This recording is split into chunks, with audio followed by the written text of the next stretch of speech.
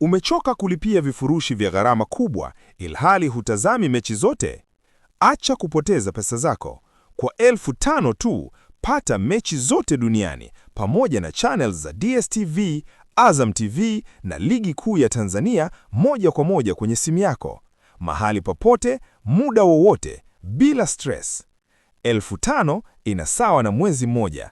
10,000 inasawa na miezi miwili. Wasiliana nasi WhatsApp kwa 0659 387 069. Rudia 0659 387 069. Soka ni kwetu, burudika kiganjani kama boss. Bwana Victor Osimhen amezungumza kiundani zaidi juu ya klabu ya soka ya timu ya taifa ya Taifa Stars.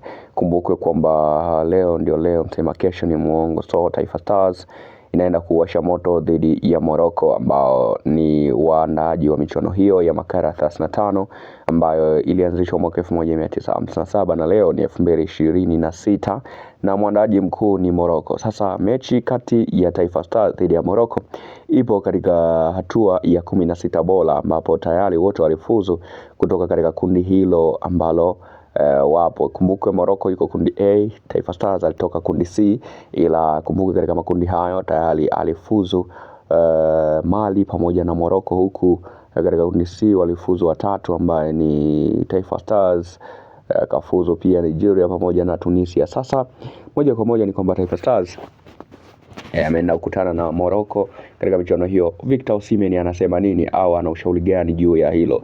Victor Osimhen hajawahi kuikatia tamaa timu ambayo amewahi kukutana nao na kaona mipango yao.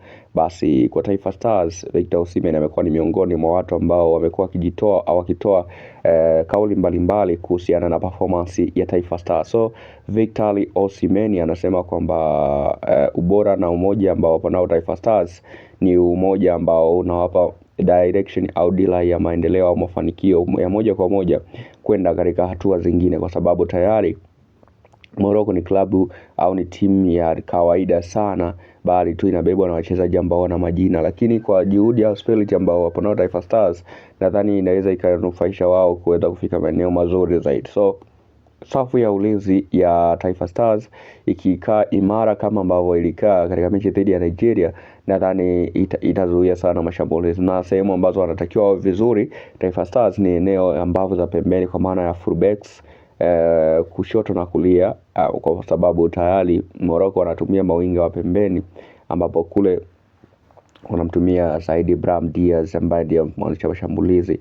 Kwa hiyo Taifa Stars wakikaa vizuri, nadhani kwamba Morocco hawatakuwa na mahali ambapo wanaweza kupita kwenda kuanzisha mashambulizi au kwenda kushambulia. So Taifa Stars kwa safu nzuri ya Ibrahim Abdullah Baka pamoja na Bakari Nondo Mwamnyeto inaweza ikasimama imara na kuwafanya Morocco washindwe. Kama wakija mara 4 mara 5 wakashindwa kufikia lengo lao, lazima watakata moto, ambapo Taifa Stars wanapaswa kutumia counter attack ambayo ndio inaweza ikawa na mafanikio makubwa, kwa sababu counter attack ni mwendo wa kukimbia tu, sio kupanga mpira kwenye kilago. So Victor Osimhen anaishauri Taifa Stars kutumia mipira namna hiyo kwa sababu ya aina ya timu ambao wanaenda kukutana nayo Morocco, ambao wao wanakuja wote kwa sababu wanaamini ndio timu ya kwanza katika uwanja au big club. So Taifa Stars ikiingia kama timu ya pili katika matakio, Taifa Stars inapaswa kutumia mfumo wa kushambulia moja kwa moja, yani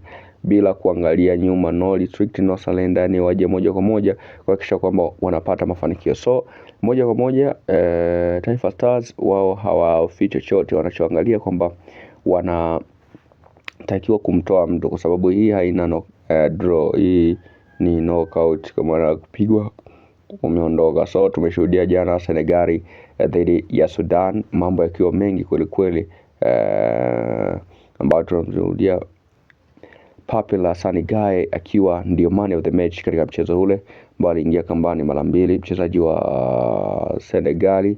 Lakini sasa leo tunashuhudia mambo mengi kweli kweli, Morocco dhidi ya Taifa Stars. Je, itakuwaje? Ila Victor Osimhen amepata hatari kabla ya hatari.